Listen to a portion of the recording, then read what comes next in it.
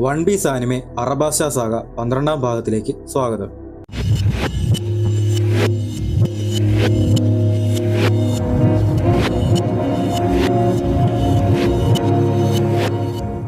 ഞാൻ നിന്നെ കീഴടക്കുമ്പോൾ എനിക്ക് ഇരുമ്പ് വരെ കണ്ടിക്കാനാകും, സോറോ പറഞ്ഞു. എന്നെ കീഴടക്കുമ്പോഴോ? ചിലപ്പോൾ നിനക്കിത് കേട്ടാൽ ഇഷ്ടപ്പെടില്ല, പക്ഷേ എനിക്ക് ഡൈസ് ഫ്രൂട്ട് പവർ എന്ന് കിട്ടിയോ, സോർട്സ്മാൻ എന്ന് വിളിക്കുന്നവന്മാർക്ക് എൻ്റെ മേലെ ഒരു പോറൽ പോലും ഏൽപ്പിക്കാനായിട്ടില്ല. ഒരു സോർട്സ്മാനും എന്നെ തോൽപ്പിക്കാനാവില്ല. ഓ, എന്നാൽ അതൊക്കെ വല്ല ആൽബത്തിലും സൂക്ഷിച്ചു വെച്ചു. നീ എത്ര സോർട്സ്മാൻമാരെ നേരിട്ടിട്ടുണ്ടെന്ന് എനിക്കറിയില്ല, പക്ഷെ നമ്മൾ ആദ്യമായിട്ടാണ് കാണുന്നത്. അതുകൊണ്ട് ഒന്നുമില്ലല്ലോ, നിന്റെ നാവിന് മൂർച്ചയുണ്ട്. അത് പറഞ്ഞ് മിസ്റ്റർ വൺ ചാർജ് ചെയ്തു. താങ്ക്സ് മോട്ടെ. മിസ്റ്റർ വൺ അറ്റാക്ക് ചെയ്തു. സോറോ ബ്ലോക്ക് ചെയ്തു. നീ എത്ര നേരം നിൽക്കുമെന്ന് നോക്കാം. ഡിഫ്ലക്റ്റ് ചെയ്തു.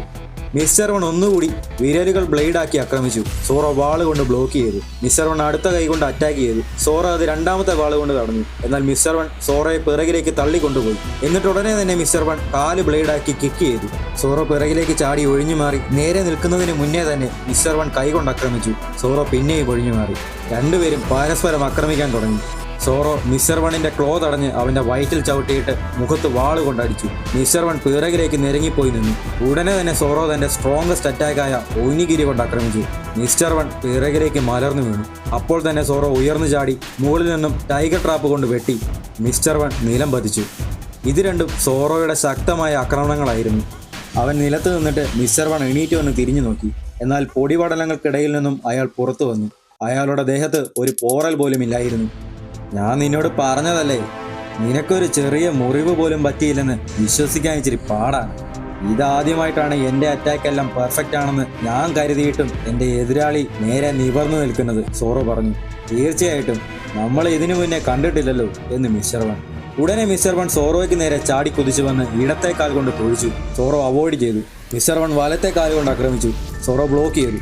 അതെ, ഇവന്റെ ശരീരം മുഴുവൻ ബ്ലേഡാണ്, അതുകൊണ്ട് ഈ ബ്ലേഡിന് മുന്നോ പിന്നോ ഒന്നുമില്ല, സോറോ ചിന്തിച്ചു.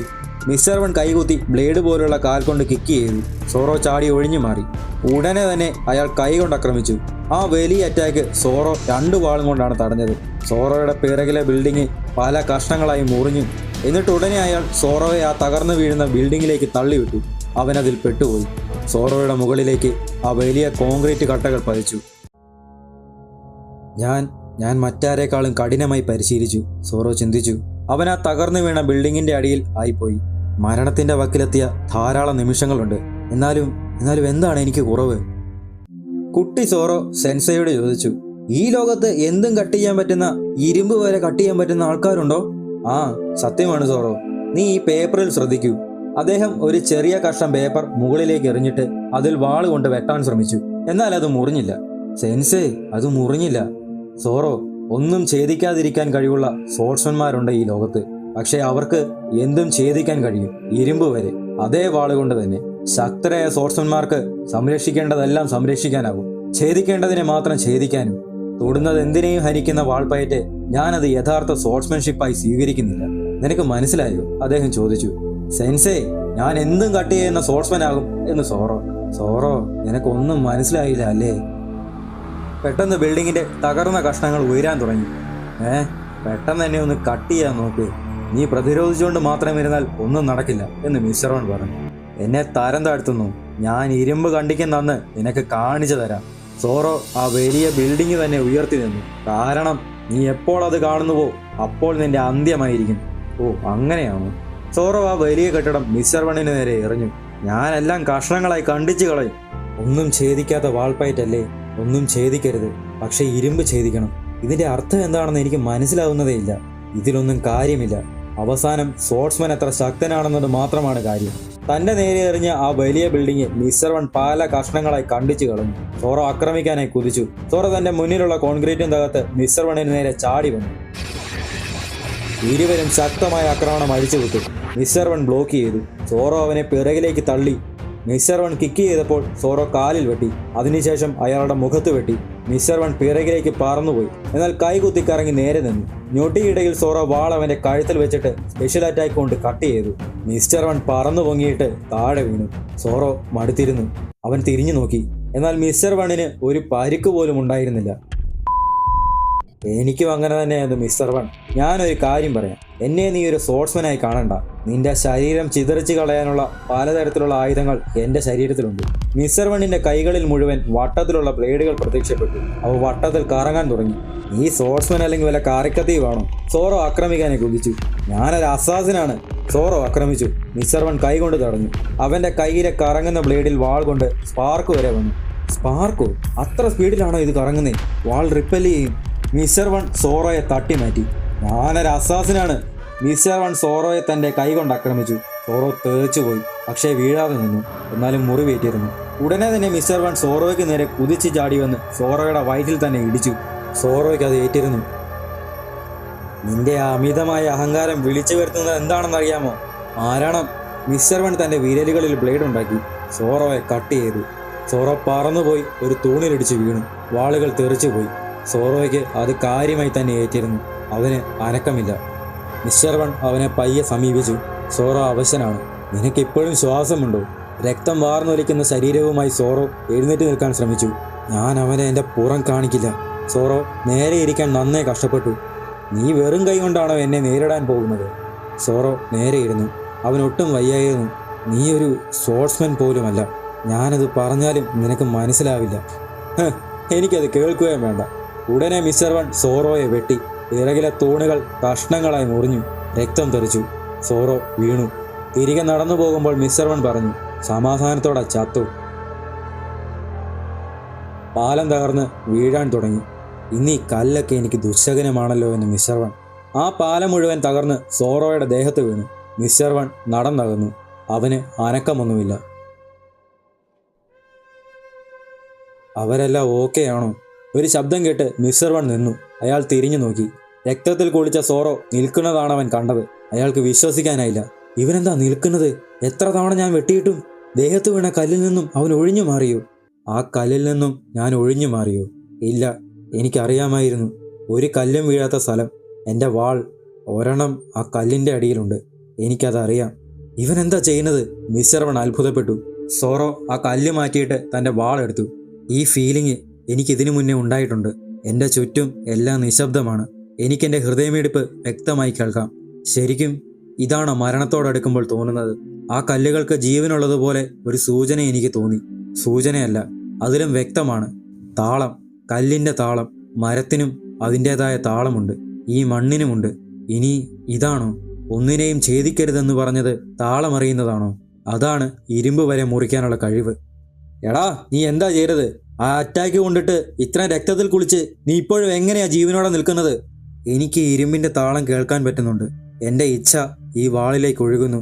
സോറോ അടുത്തുണ്ടായിരുന്ന പനയോലയിൽ വെട്ടി. എന്നാൽ വാൾ അതിൽ തഴുകിപ്പോയി. അവനൊരു കല്ലിൽ വെട്ടി. കല്ല് കൃത്യം രണ്ടായി പിളർന്നു മാറി. ശരി, ഞാൻ നിന്നെ അടുത്ത ആക്രമണം കൊണ്ട് കൊന്നുകളയും. ഇനിയുള്ള ചോദ്യം എന്നത് എനിക്ക് ഇരുമ്പ് കണ്ടിക്കാൻ പറ്റുമോ എന്നത് മാത്രമാണ്. സോറോ മിസ്റ്റർ വണ്ണിന് നേരെ വാൾ ചൂണ്ടി. ഒരു കട്ടാന കൊണ്ട് മാത്രം നിനക്കെന്നെ പ്രതിരോധിക്കാനാകുമോ? അതെ, ഞാൻ ഇനി പ്രതിരോധിക്കില്ല. നീ തയ്യാറായി നിന്നു. മിസ്റ്റർ വൺ ആക്രമിക്കാനായി കുതിച്ചു. മിസ്റ്റർ വൺ ആക്രമിച്ചു. സോറോ വാൾ ഊരി. വാൾ ഉറയിലിട്ടു. മിസ്റ്റർ വണ്ണിന് വെട്ടേറ്റു. രക്തം ചിതറി. നിനക്ക് എൻ്റെ നന്ദി. എനിക്കിനിയും ശക്തനാകാൻ പറ്റും, സോറോ പറഞ്ഞു. അവൻ ഈ പോരാട്ടത്തിനിടയിൽ ശക്തനായി. സോറോ മുട്ടുകുത്തി മടുത്തിരുന്നു. നീ അടുത്തതിന് ഡയമണ്ടോ മറ്റോ കട്ട് ചെയ്യാൻ പോവാണ്? മിസ്റ്റർ വൺ ചോദിച്ചു. എനിക്കതിൽ താല്പര്യമില്ല എന്ന് സോറോ പറഞ്ഞു. നീ ജയിച്ചു. മിസ്റ്റർ വൺ വീണു. അലിബർണ നോർത്ത് ബ്ലോക്ക് മെഹദി അസംബ്ലി ഹാളിന് മുന്നിലെ പോരാട്ടം. ജേതാവ് സോറോ. പടികളിലൂടെ മുകളിലേക്ക് ഓടി വന്ന ചില പടയാളികൾ കവാടത്തിലെ നീക്കോറോവിന്റെ കൈകളിൽ ആക്രമിച്ചു. അവൾ കൈ പിൻവലിച്ചു. വാതിൽ തുറന്നു. ദയവായി നിൽക്കൂ ചാക്കാസമ. ഇവരാരാ? അലബാസ മഹാരാജ്യത്തിലെ എലൈറ്റ് ഗാർഡുകളായിരുന്നു ആ 4 പേർ. അരുത്, അയാളുടെ അടുത്തു നിന്ന് മാറി നിൽക്കൂ, കോബ്ര അവരോട് പറഞ്ഞു. തിരുമനസേ, ഞങ്ങളുടെ മരണം വരെയും താങ്കളെ സംരക്ഷിക്കുക എന്നതാണ് ഞങ്ങളുടെ ലക്ഷ്യം. ഇയാളെ പേടിച്ചോടാനാവില്ല. കടലിലെ 7 വാർലോഡുകളിൽ ഒരാളെ നേരിടുമ്പോൾ എന്ത് നെറുകേട് കാണിച്ചിട്ടാണെങ്കിലും ഞങ്ങൾ 4 പേരും കാര്യങ്ങൾ നേർവഴിക്ക് കൊണ്ടുവരാൻ ഒരുമിച്ച് പോരാടും. ഓ, നിങ്ങൾ പ്രശസ്തരാണെന്ന് തോന്നുന്നല്ലോ. നിന്നെയൊക്കെ ഞാൻ വെറുതെ വിട്ടേക്കാം. വീട്ടിൽ പൊക്കോ. സാധ്യമല്ല. പിന്മാറാതിരിക്കാൻ ഞങ്ങൾക്ക് കാരണമുണ്ട്. ഈ കലാപത്തിന്റെ തലപ്പത്ത് നീയാണെങ്കിൽ പെട്ടെന്ന് അവരുടെ കരങ്ങൾ ബലിഷ്ഠമായി. എന്തൊക്കെയോ ശരീരത്തിൽ നടക്കുന്നു. അതുകണ്ട് ചാക്ക ഞെട്ടി പരിഭ്രാന്തിയിലായി. ആ പാടുകൾ നിങ്ങളത് ചെയ്തു? നിഷ്ഠൂരമായൊരു ഊർജം അവരുടെ ശരീരത്തിൽ. ഷാളായി റോബിൻ മുന്നോട്ട് കയറി. എന്നാൽ ക്രോക്കഡൈൽ അവളെ തടഞ്ഞിട്ട് പറഞ്ഞു, കാര്യമാക്കേണ്ട, അവർ വെറും പുഴുക്കളാണ്. ചാക്ക, അവർക്കെന്തോ പ്രശ്നമുണ്ടെന്ന് വിവി. താൽക്കാലികമായി ശക്തി കൂട്ടാൻ അവർ സ്വന്തം ജീവൻ കുറയ്ക്കുന്ന വിഷദ്രാവകം കുടിച്ചു. കുറച്ചു നിമിഷങ്ങൾ മാത്രമേ ഇനി അവർ ജീവനോടെ ഇരിക്കൂ. അവരെ രക്ഷിക്കാനാവില്ല, ചാക്ക പറഞ്ഞു. എനിക്ക് തോന്നി സ്വന്തം ജീവൻ പണയപ്പെടുത്തി എന്നെ വെല്ലുവിളിക്കുന്നു. ചാക്കാസമ്മ, അങ്ങയോട് ചോദിക്കാതെ ഇങ്ങനെ ചെയ്തതിൽ മാപ്പാക്കണം. എന്നിരുന്നാലും അയാൾ ഇത് അറിയണം. ഈ രാജ്യത്തിന്റെ വേദന, ഈ രാജ്യത്തിന്റെ ദേഷ്യം. അവർ 4 പേരും ഒരുമിച്ച് ക്രോക്കഡൈലിനെ ആക്രമിക്കാൻ കുതിച്ചു. എന്നാൽ ക്രോക്കഡൈൽ മണലായി മാറി. അവരുടെ ആക്രമണം ഏറ്റില്ല. ക്രോക്കഡൈൽ പറന്ന് കൊട്ടാരത്തിന്റെ മുകളിൽ ചെന്നിരുന്നു. മണ്ടന്മാരെ, സ്വന്തം ജീവന് വില കൽപ്പിക്കണം. പക്ഷെ ഒത്തിരി വൈകിപ്പോയില്ലേ? നീയൊക്കെ എന്താണേലും മരിക്കാൻ പോകുവാണെങ്കിൽ ഞാൻ നിന്നെ ഒന്നും കൊല്ലേണ്ട കാര്യമില്ലല്ലോ, അല്ലേ? ചാക്കയ്ക്ക് അത് കേട്ട് ആരിശം കയറി. അവരെ നേരിടാൻ പോലും നീ തയ്യാറാവുന്നില്ലേ? ആ 4 പടയാളികളും മടുത്ത് ഇരിക്കാൻ തുടങ്ങി. ജീവശക്തി ഊർന്നുപോയി. ക്രോക്കഡൈൽ ഇത് കണ്ട് അട്ടഹസിച്ചു. മണ്ടത്തരത്തിന്റെ ഉത്തമ ഉദാഹരണമാണിത്. ദുഷിച്ച ചെകുത്താനെ! അരിശം കയറിയ ചാക്ക രൂപം മാറാൻ തുടങ്ങി. അയാൾ ക്രോക്കഡൈലിന് നേരെ കുതിച്ചു. ഓ, സോൺ ടൈം. അതെ, ഡോഗ് ഫ്രൂട്ട് മോഡൽ ജാക്ക്. ചാക്ക കുതിച്ചു എന്ന് ഉയരത്തിൽ ചാടി ക്രോക്കഡൈലിന് നേരെ വന്ന് അയാളെ വെട്ടി. എന്നാൽ നീയും മറ്റുള്ളവർക്ക് വേണ്ടി ജീവൻ ബലി കൊടുക്കുന്നവനാണല്ലേ? ആക്രമണത്തിലൊന്നും പറ്റാതിരുന്ന ക്രോക്കഡൈല് തനി രൂപത്തിൽ വന്നു. സോറോ അവശനായിരുന്നു. നാശം, ഒത്തിരി രക്തം പോയി. മുറിവിനധികം ആഴമില്ലാത്തത് എന്റെ ഭാഗ്യം. എന്നാലും അവന്റെ പ്രഹരം എനിക്ക് നല്ലതുപോലെ ഏറ്റിട്ടുണ്ട്. സോറോ നിലത്ത് വീണു. ബാക്കിയുള്ളവർക്ക് എങ്ങനെയുണ്ടോ? അവൻ ചിന്തിച്ചു. എന്തുവാന്നാ, ഞാൻ ഈ അടിമയുടെ കൂടെയാണോ പോകണ്ടേ? ഇവനൊരൊട്ടകവാടോ നാശം പിടിക്കാൻ. എനിക്കൊട്ടും ശക്തിയില്ലെന്നുള്ള കാര്യം നിങ്ങൾ മറക്കരുത്. ഉസോപ്പിന് വെപ്രാളം കയറി. നാർക്കെടുത്തപ്പോ നിനക്ക് ഭാഗ്യമില്ലാഞ്ഞിട്ടാ എന്ന് സാഞ്ചി. ഓക്കെ എങ്കിൽ ഇത് സത്യം ചെയ്യേ, ഞങ്ങളെ രക്ഷിക്കുമെന്ന് ഉറപ്പുതാ പ്ലീസ്. മണ്ട, ഞാൻ സ്ത്രീകളെ മാത്രമേ രക്ഷിക്കാറുള്ളൂ എന്ന് സാഞ്ചി. ഉസോപ്പ്, സാഞ്ചി, ചോപ്പർ, അടിമ എന്നിവർ കൊട്ടാരത്തിലേക്ക് വരുന്നു. എടാ ഉസോപ്പെ, നീ എന്തിനാ കരയുന്നത്? സാഞ്ചി ചോദിച്ചു. ആര് കരയുന്നു? ആരേലും കരയുവാണെന്ന് പറയുന്നവരാണ് ശരിക്കും കരയുന്നത്. ഓ, ഒന്ന് പോടാ. പക്ഷേ ആ പെരിച്ചാഴിപ്പണ്ണ് പറഞ്ഞത് ലൂഫി മരിച്ചെന്നാ. അതുകൊണ്ട് അത് ശരിയാ എന്ന് ചോപ്പറും. നീയൊക്കെ അത് വിശ്വസിക്കുന്നുണ്ടോ? ഒരിക്കലുമില്ല. നീ എന്നെ വല്ല മണ്ടനുമാണോ? ഞാനും ഇല്ല, ഞാനും വിശ്വസിക്കത്തില്ല എന്ന് ചോപ്പറും. ശരി മനസ്സിലായടേ. ഇനി നമ്മൾക്ക് ചെയ്യാനുള്ളതെന്ന് വെച്ചാല് എത്രയും പെട്ടെന്ന് കൊട്ടാരത്തിൽ ചെല്ലുക എന്നതാണ്. യുദ്ധം കഴിയുന്നവരെ മൂക്കളെയൊക്കെ വലിച്ചു കയറ്റി ഇരുന്നോണം. എല്ലാവർക്കും നന്ദി. അവർ പുറപ്പെടും മുന്നേ വിവി പറഞ്ഞു. നന്ദിയൊക്കെ പിന്നെ പറയാമെന്ന് സോറോ. അതെ, മാത്രമല്ല പൈലറ്റുകളോട് നന്ദി പറയണമെങ്കിൽ ഇച്ചിരി ചീക്കലിയൊക്കെ ഇറക്കേണ്ടി വരുമെന്ന് നാമി. അയ്യോ, അവസാനം ഇത് ഊരി വന്നു. നാമി കുടുങ്ങിയ കമ്പിയൊക്കെ ഊരി എടുത്തിട്ട് പറഞ്ഞു. അതുകൊണ്ടാണല്ലേ ഇവൻ ഇതിനൊറ്റ ട്രൈ മാത്രമേ ഉള്ളൂ എന്ന് പറഞ്ഞത്. റിബലിയൻ ഇവിടെ എത്താറായെന്ന് തോന്നുന്നു. എന്നാലും സാഹചര്യം ഇച്ചിരി മാറി. എത്രയും പെട്ടെന്ന് കൊട്ടാരത്തിൽ ചെല്ലണം. നാമിയും ഓടി. പിന്നുണ്ടല്ലോ വിവിചാൻ, ഇതോർത്തിരുന്നു. യുദ്ധം കഴിഞ്ഞ് അവൻ ഒത്തിരി കഴിക്കും, സാഞ്ചി പറഞ്ഞു. ഇനിയാണ് പ്രധാന കാര്യം. ആരും കൊളവാക്കി ചളവാക്കരുത് എന്ന് സോറോയും. അവരെല്ലാം കൊട്ടാരത്തിലേക്ക് കുതിച്ചു. ചാക്കയെ ക്രോക്കഡൈൽ തോൽപ്പിച്ചിരുന്നു. അശക്തനാകുന്നത് ഒരു കുറ്റമാണ്. വിവി, അപ്പോൾ ഒരാൾ അവിടേക്ക് വന്നു. സ്ഫോടനം നടക്കാൻ ഇനി 25 മിനിറ്റ് കൂടി. അത് കോസയായിരുന്നു. എല്ലാവരും അവനെ കണ്ടു. നീ പണ്ടുപയോഗിച്ച കുറുക്കുവഴിയിൽ കൂടി വന്നല്ലേ എന്ന് കോബ്ര. ഞാൻ ഈ കാണുന്നത് സത്യമാണോ? കോസയ്ക്ക് വിശ്വസിക്കാനായില്ല. മരിച്ചു വീണ ഭടന്മാരെയും കോബ്രയെ പിടിച്ചു വച്ചിരിക്കുന്നതും അവശനായി കിടക്കുന്ന ചാക്കയെയും അതിനെല്ലാം മുകളിൽ ക്രോക്കഡൈൽ നിൽക്കുന്നതും അവൻ കണ്ടു. റോയൽ ആർമി അനുനയിപ്പിക്കാനാണ് ഞാൻ വന്നത്. പക്ഷേ രാജ്യത്തിന്റെ ഹീറോ രാജാവിനെ കൊല്ലാൻ പോകുന്നു. കാണുന്നത് എനിക്ക് വിശ്വസിക്കാനാവുന്നില്ല. ക്രോക്കഡൈൽ അട്ടഹസിച്ചു. ഇത് കൊള്ളാമല്ലോ. ഒരു യുദ്ധത്തിന്റെ നടുവിലാണ് നിങ്ങളിപ്പോൾ. എന്നിരുന്നാലും ഇരുവശങ്ങളിലെയും നേതാക്കന്മാർ ഇവിടെ വന്ന് നിൽക്കുന്നു. ഈ യുദ്ധം വെളിവില്ലാത്ത മണ്ടന്മാരുടെ ജീവൻ മരണ പോരാട്ടമായി മാറിക്കഴിഞ്ഞിരിക്കുന്നു. ക്രോക്കഡൈൽ പറഞ്ഞു. നിനക്കൊരു എത്തും പിടിയുമില്ലെന്ന് തോന്നുന്നല്ലോ. സ്വാഭാവികം, പക്ഷെ സിമ്പിളാണിത്. ഏറ്റവും മോശമായ അവസ്ഥ എന്താണെന്ന് നീ വിചാരിച്ചാൽ മതി, നീക്കോ റോബിൻ പറഞ്ഞു. കോസ ആകപ്പാടെ ആശയക്കുഴപ്പത്തിലായി. തന്റെ അച്ഛൻ രാജാവിനെ സംശയിക്കരുതെന്ന് പറഞ്ഞതും പണ്ട് കോബ്ര നിനക്ക് ഈ രാജ്യം ഇഷ്ടമാണോ എന്ന് ചോദിച്ചതും ഇരുവരുടെയും മനസ്സിൽ ഒരേ വികാരമാണെന്നതും അവൻ തിരിച്ചറിഞ്ഞു. കോസ മരച്ച് നിന്നുപോയി. കോസ കേൾക്ക്, വിവി ആരാണ് ഈ രാജ്യത്തിലെ മഴ ഇല്ലാതാക്കിയത്? കോസ ചോദിച്ചു. എല്ലാം അവൻ. അത് ഞാനായിരുന്നു കോസ. രാജാവ് ചെയ്തതാണെന്ന് നീ കരുതിയതല്ല, എന്റെ കമ്പനിയുടെ തന്ത്രങ്ങളായിരുന്നു. കഴിഞ്ഞ 2 വർഷങ്ങളായി രാജകുടുംബവും സൈന്യവും ഞങ്ങളുടെ നിഴലിനെ പിന്തുടർന്നപ്പോൾ നീയൊക്കെ എന്റെ കെണിയിൽ വീണു. ഈ സത്യം അറിഞ്ഞില്ലായിരുന്നുവെങ്കിൽ നിനക്ക് സമാധാനത്തോടെ മരിക്കാമായിരുന്നു, അല്ലേ? കോസയ്ക്ക് കേട്ടതൊന്നും വിശ്വസിക്കാനായില്ല. ഉടനെ കോബ്ര ഉറക്കെ പറഞ്ഞു, കോസ, അവൻ പറയുന്ന ഒന്നും കേൾക്കരുത്. നിനക്ക് ഇനിയും ചെയ്യാൻ പറ്റുന്ന കാര്യങ്ങളുണ്ട്. നിന്നെക്കൊണ്ട് രക്ഷിക്കാൻ പറ്റുന്ന അത്രയും ജനങ്ങളെ രക്ഷിക്കുക. അപ്പോൾ ചാക്ക ഒട്ടും വയ്യാതെയാണെങ്കിലും പറഞ്ഞു, അരമണിക്കൂറിനുള്ളിൽ സിറ്റി സ്ക്വയറിൽ സ്ഫോടനം നടക്കും. എന്താ? നിനക്കിപ്പോഴും ജീവനുണ്ടോ? ക്രോക്കഡൈൽ തന്റെ കരമുയർത്തി ചാക്കയെ ശക്തിയായി ഇടിച്ചു. എന്നാൽ കോസ ധൃതിയിൽ വെളിയിലേക്ക് ഓടി. പക്ഷെ വിവി പിറകെ ചെന്ന് കോസയെ പിടിച്ച് നിലത്തിട്ടു. നിക്കേ, പോയി വിവി മാറ്. നീ എന്തായി ചെയ്യുന്നേ? സ്ക്വയർ ഇപ്പോൾ ഒരു യുദ്ധക്കളമാകും. അവിടെ എങ്ങാനും സ്ഫോടനം നടന്നാല് സമ്മതിക്കില്ല. അതൊരു യുദ്ധക്കളമാകാൻ ഞാൻ സമ്മതിക്കില്ല. നീ ഇപ്പോഴും പരിഭ്രാന്തിയിലാണ്. സ്ക്വയറിൽ സ്ഫോടനം നടക്കുമെന്നത് ആൾക്കാർ തിരിച്ചറിഞ്ഞാല് എന്ത് സംഭവിക്കുമെന്നാ നീ വിചാരിച്ചത്? അതൊരു ചെറിയ ഭീതി മാത്രമായിരിക്കില്ല. അങ്ങനെ സംഭവിച്ചാല് യുദ്ധം ഒരിക്കലും നിൽക്കില്ല. ആരെയും രക്ഷിക്കാനാവില്ല. ഞാൻ പറഞ്ഞത് ശരിയല്ലേ? കൊള്ളാം കൊള്ളാം, ബുദ്ധിപരമായ തീരുമാനമെന്ന് ക്രോക്കഡൈൽ. നമ്മൾ എന്താണോ ചെയ്യേണ്ടത് അത് നേരത്തെ തീരുമാനിച്ചതാണ്. ഈ കപടമായ കലാപം നിർത്തണം. നിനക്ക് മാത്രമേ അതിന് സാധിക്കൂ. കോസ എണീറ്റിരുന്നു. വിവി. പെട്ടെന്ന് ക്രോക്കഡൈൽ വിവിയുടെ പിറകിൽ പ്രത്യക്ഷപ്പെട്ടു. ഞാനത് കയ്യും കെട്ടി നോക്കിയിരിക്കുമെന്നാണോ നീ വിചാരിച്ചത്? ക്രോക്കഡൈൽ വിവിയെ ആക്രമിക്കാനായി കൈവീശി. പക്ഷെ പെട്ടെന്ന് വന്ന ചാക്ക ക്രോക്കഡൈലിനെ തടഞ്ഞു. ഞാനാണ് ജാക്കൽ, അലബാസ്റ്റിയുടെ സംരക്ഷകൻ, രാജകുടുംബത്തിന്റെ ശത്രുക്കളെ ഇല്ലാതാക്കുന്നവൻ. എനിക്ക് ജീവൻ ഉള്ളിടത്തോളം കാലം ഞാൻ പൊരുതും. അതിനാണ് മണ്ടത്തരം എന്ന് പറയുന്നത്. കോസ, വിവീസമ്മ, നിങ്ങൾ പോകൂ. ഞാൻ ഇയാളെ കുറച്ചു നേരമെങ്കിലും പിടിച്ചു നിർത്താം. ഓ, സാൻസാൻ ക്ലാനിന്റെ നേതാവ് അത്ര ശക്തനൊന്നും അല്ലല്ലോ. കുട്ടിയായിരുന്ന കോസ ചാക്കയുടെ കൂടെ പരിശീലിക്കുകയായിരുന്നു. എന്തു പറ്റി? കോസ അറ്റാക്ക് ചെയ്തപ്പോൾ ചാക്ക ഒന്ന് മാറി തലക്കെട്ടൊരു കൊട്ടു കൊടുത്തു. ഇതെന്തു പരിപാടിയാ? ഞാനൊരു കൊച്ചല്ലേ? ആഹാ, നീയല്ലേ എന്നോട് പരിശീലിപ്പിക്കാൻ പറഞ്ഞത്? മനസ്സില്ലാ മനസ്സോടെ കോസ വിവിയുടെ ഒപ്പം ഓടി.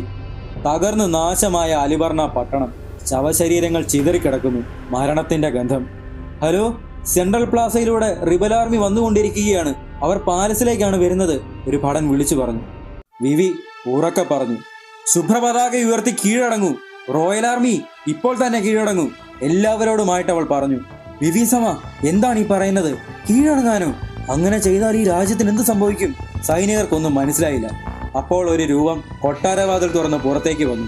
അത് കോസയായിരുന്നു. കോസയെ കണ്ടവർ അത്ഭുതപ്പെട്ടുപോയി. വിവി പറയുന്നത് കേൾക്കൂ. ഞങ്ങൾ വിജയം ആഗ്രഹിക്കുന്നില്ല, പൊരുതാനും ആഗ്രഹിക്കുന്നില്ല. നിങ്ങൾ ഈ യുദ്ധം നിർത്തണം. സൈനികർ അമ്പരന്നുപോയി.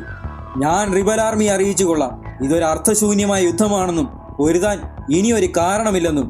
ഇനി ഒരിക്കലും രക്തം പൊഴിയാതിരിക്കാൻ വെള്ളപ്പതാകകൾ ഉയർത്തൂ. ദയവായി. ടൗൺ സെന്ററിലേക്ക് ആയിരക്കണക്കിന് വരുന്ന റിബൽ ആർമി ഇരച്ചു വരുന്നു. അവരെല്ലാം ആക്രമിക്കാൻ തയ്യാറാണ്. റിബൽ ആർമി ടൗൺ സെന്ററിൽ വന്നപ്പോൾ കണ്ടത് വെള്ളപ്പതാകയും ഉയർത്തി നിൽക്കുന്ന റോയൽ ആർമിയാണ്. അവരത് കണ്ട് അമ്പരന്ന് നിന്നു. കോസ റോയൽ ആർമിയുടെ മുന്നിൽ തന്നെ നിൽക്കുന്നുണ്ട്. കോസയെ അവിടെ കണ്ട് റിബൽ ആർമി അത്ഭുതപ്പെട്ടു. കോസ ഉറക്കെ പറഞ്ഞു, യുദ്ധം അവസാനിച്ചിരിക്കുന്നു. എല്ലാവരും കോപമടക്കി ആയുധം താഴ്ത്തു. റോയൽ ആർമിക്കിനി യുദ്ധം ചെയ്യാൻ താല്പര്യമില്ല. റിബൽ ആർമിയിലെ ആയിരക്കണക്കിന് ജനങ്ങൾ ഇതികെട്ട് അമ്പരന്ന് നിന്നു. അവർക്കത് പെട്ടെന്ന് ഉൾക്കൊള്ളാനായില്ല. സത്യമാണോ ഇത് കോസസാൻ? അതെ, യുദ്ധമാണ്. പെട്ടെന്ന് കോസയ്ക്ക് തുരിതുരെ വെടിയേറ്റു.